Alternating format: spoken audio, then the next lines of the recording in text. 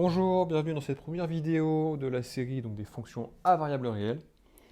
Cette vidéo se veut être une introduction, d'accord? On va donc revenir sur la notion de fonction et de variable réelle et définir peut-être certaines choses qui ne sont pas encore claires pour vous. Très bien. Bon, dans fonction à variable réelle, on entend quoi dans un premier temps? On entend fonction. Une fonction, si on reprend la définition au collège, c'est une boîte, ok, une machine, un processus de transformation, si vous voulez.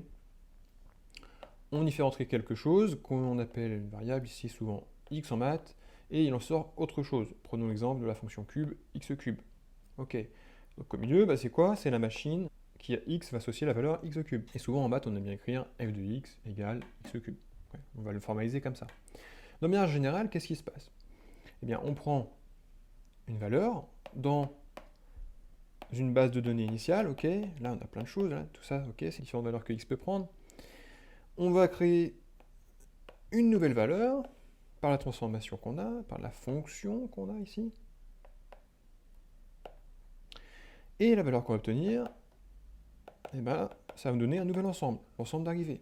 Conclusion, une fonction, on a un ensemble de départ, on a une transformation et on a un ensemble d'arrivée. Si on le formalise de manière un peu plus rigoureuse, prenons l'exemple de la fonction cube, d'accord? Donc on va mettre f, ok, l'application f, sans parler des ensembles vraiment en détail pour l'instant. Ici, on sait qu'on a un ensemble de départ, on va l'appeler E. On va vers un ensemble d'arrivée qu'on va appeler f. Ok. La variable qu'on utilise, c'est du x, et on va la transformer, nous en l'occurrence, avec du x cube. Cette notation, c'est une notation qui peut-être vous est étrangère. Celle que vous avez l'habitude de voir, celle que j'ai mis dans la boîte là-haut, f de x égale à x cube. Voilà. C'est la même chose. Très bien, donc ça c'est pour la notion de fonction. Ensuite, on parle de variable. Eh bien, la variable, qu'est-ce que c'est? Rappelez-vous, c'est ce qu'on a fait entrer dans la machine. Ici, moi j'ai pris x, d'accord? Nous sommes en maths, on dit que la variable est muette. C'est-à-dire que j'aurais pu mettre f de t égale à t au cube, f de m qui est égal à m au cube, et vous avez compris, je suppose, maintenant comment ça fonctionne. Je ne vais pas en faire plus. Attention, petit disclaimer, en physique, les variables souvent sont reliées à une notion bien précise. X une distance, t un temps, m une masse. Et alors là, du coup, forcément, il faut prêter attention aux variables que vous utilisez dans vos formules. Ça peut tout changer. En maths, c'est l'énoncé qui va dicter de manière générale la variable que vous allez utiliser. Si ce n'est pas le cas, introduisez-la. D'accord? Mais vous n'avez aucune contrainte en particulier. Dans les énoncés avec contexte, évidemment, type CCF pour vous, la variable sera clairement introduite et on reviendra plus sur des notions un peu comme en physique dans ce cas-là. T un temps, M une masse, ainsi de suite. Bon. Mais de manière générale, enseignement maths, variable muette. D'accord? Au même titre que j'ai mis F, j'aurais très bien pu mettre G, H, et ainsi de suite. On a parlé donc des fonctions, on a précisé ce qu'était la variable, et ici, on va essayer de préciser la notion de variable réelle. Très bien. Donc on a parlé de fonction, on a défini plus ou moins ce qu'était notre variable, d'accord? On comprend qu'elle vient d'un endroit, un ensemble de départ, pour aller du coup se transformer et définir un ensemble d'arrivée par la fonction. Mais du coup, variable réelle précisément, qu'est-ce que ça veut dire? On va revenir aux origines de votre façon d'aborder les nombres. C'est-à-dire qu'au CP, on vous a dit il y a 0, 1, 2, 3, 4, et je vais m'arrêter là, vous avez compris où je veux en venir. Des entiers dits naturels. Ok, les entiers naturels, donc dedans, on a le 0, le 1, le 2, et ainsi de suite. Ensuite, eh bien, on vous a dit, c'est bien les cocos, mais il y a aussi leur comparse à tous ces nombres-là, moins 1, moins 2, moins 3, etc. Donc ça, c'est ce qu'on va appeler les entiers relatifs de t grand Z, toujours avec la double barre pour les ensembles. J'ai donc mes entiers relatifs, hop, moins 1, 56 d'ailleurs, Morbihan, 0, on va toujours le mettre, bon. À noter sur ce petit schéma-là, comment il faut le lire? Eh bien, lisez-le comme ce diagramme, là, un peu diagramme de Venn, lisez-le comme un peu des poupées russes. C'est-à-dire que, ici, au cœur, on a les entiers naturels, on vient l'englober des entiers relatifs, mais du coup, ce que ça veut dire, c'est que n'importe quel entier naturel est inclus, est compris, du coup, n'importe quel entier naturel est compris dans l'ensemble des entiers relatifs. On dit que de manière générale, l'ensemble des entiers naturels est inclus dans l'ensemble des entiers relatifs. C'est-à-dire que pour tout élément de n, alors on a cet élément-là qui est aussi compris dans z. Et on va accélérer un petit peu. Dans la démarche, maintenant, je pense que vous commencez à comprendre. Il y a aussi ce qu'on appelle les nombres décimaux. En fait, c'est tous les nombres qui ont un nombre de décimales qui est fini et qui peut s'exprimer comme étant le quotient de deux valeurs a sur 10 exposant b. Okay, par exemple, on va prendre, je sais pas moi, 9,8, c'est égal à 98 sur 10. 10 exposant 1, mais 10, ok? Et ainsi de suite, 980, j'aurais pu mettre 980 sur 10 puissance 2. C'est ce qu'on va appeler les nombres décimaux. Décimaux, la variable, enfin, décimaux, donc la lettre qu'on va utiliser pour représenter cet ensemble, ça va être un d. Ça, c'est plutôt logique. Autre que les nombres décimaux, on va s'intéresser aux nombres rationnels. Les nombres rationnels, en fait, leur définition un peu plus complexe, si on rentre dans le détail, mais pour faire simple, c'est le quotient de deux nombres, ok, a sur b, bon, et b évidemment qui ne doit pas être nul, avec a du coup compris dans les entiers relatifs, donc un entier mais qui peut être positif ou négatif, et b lui, ça va être un entier naturel, hop, non nul. Pourquoi non nul? Ben, on va pas faire une division par 0, ok. Normalement, il faut aussi préciser que a et b sont premiers entre eux. Bon, voilà, on va pas rentrer dans le détail de la définition telle quelle. Cette définition-là, pas besoin de l'avoir. D'un point de vue formalisme, là, c'est pas excellent. C'est plus pour vous expliquer que c'est le quotient de deux nombres, d'accord?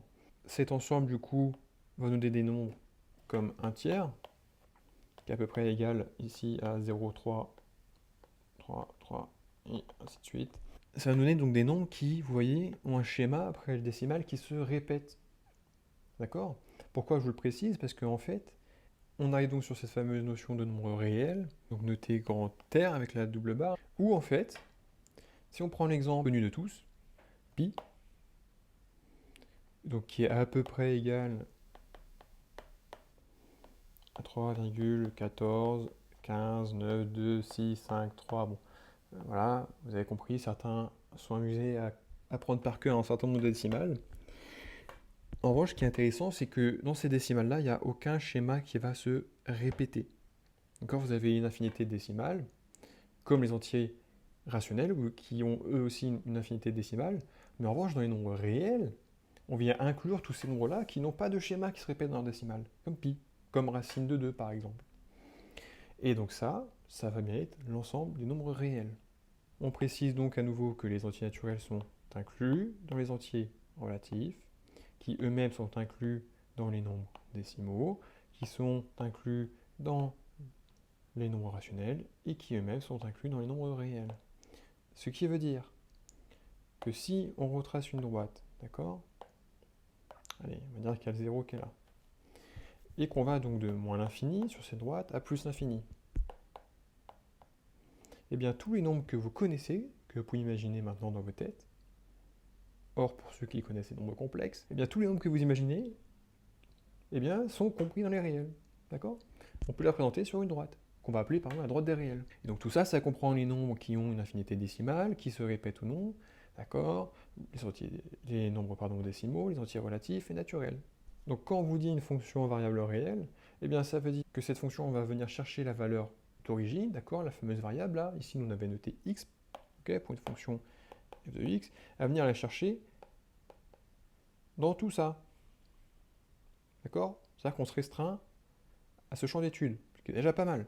Nous voilà donc avec une introduction faite pour la notion de fonction et de variable réelle.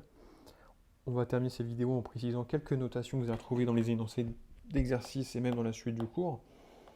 Donc prenons la variable x. Si on vous dit x compris dans R, eh bien on peut le réécrire x compris dans moins l'infini exclu. Attention, ne mettez pas l'infini inclus. L'infini c'est une notion, c'est pas un nombre en particulier. À plus infini. Okay, ça c'est l'ensemble des réels, ce que je vous avais dessiné sur cette fameuse droite des réels. Ok, donc autre notation que vous pouvez aborder, c'est x compris dans R+, ça peut être un moins aussi. L'idée c'est que si c'est un plus, x est compris dans 0 plus l'infini, 0 inclus. Si c'était un moins, on aurait mis moins l'infini, exclu, 0 inclus. Bon. Autre notation, du coup, vous pouvez retrouver, que je vais peut-être mettre dans mes polis, dans mes exos, j'aime bien le faire. C'est un R étoile, bon, mon étoile, c'est une espèce d'astérix, là, mal dessiné, d'accord. R étoile. En fait, c'est-à-dire que x, il est compris dans l'ensemble des réels, mais on ne peut pas avoir 0 comme valeur pour x. Donc, moins l'infini. 0 exclu, union. 0 exclu, plus l'infini. De manière générale, vous allez retrouver des fonctions qui ont des valeurs dites interdites. Par exemple, la fonction inverse, 1 sur x, typiquement, x égale à 0, on ne veut pas. Okay, pas de division par 0. Bon, une racine carrée, on aurait été dans R+, par exemple, des choses comme ça. D'où la notion d'où l'importance de ces notations-là, l'introduction des domaines de définition. Les domaines, le champ de possible, en fait, pour votre fonction. Où est-ce que ma fonction va pouvoir piocher les valeurs de sa variable? Eh bien ça, c'est ce qu'on appelle le domaine de définition. De manière générale, quand vous avez, pour les variables réelles, un cas particulier qui vous embête, vous allez noter R, comme ça, là, donc l'ensemble des réels, que vous allez priver, donc avec l'anti-slash. Priver de quoi? Et bien là, vous allez préciser. Donc ça, si de manière générale, je prive de A, ça veut dire que x est compris donc de moins l'infini à A, exclu, union, A exclu, A plus infini. Certaines fonctions sont très souvent utilisées pour leurs propriétés particulières.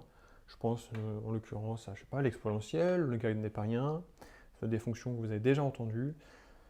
Ces fonctions en fait sont appelées des fonctions usuelles. Donc dans les prochaines vidéos, on va traiter de ces fonctions-là, étape par étape, d'accord? Et puis n'hésitez pas aussi à regarder les vidéos exercices qui vont servir de fil rouge pour ces cours-là, de guide, d'accord? Vous avez une notion qui est nouvelle, vous regardez la vidéo du cours, vidéo de cette notion-là, et bam, derrière vous enchaînez avec une vidéo exercice.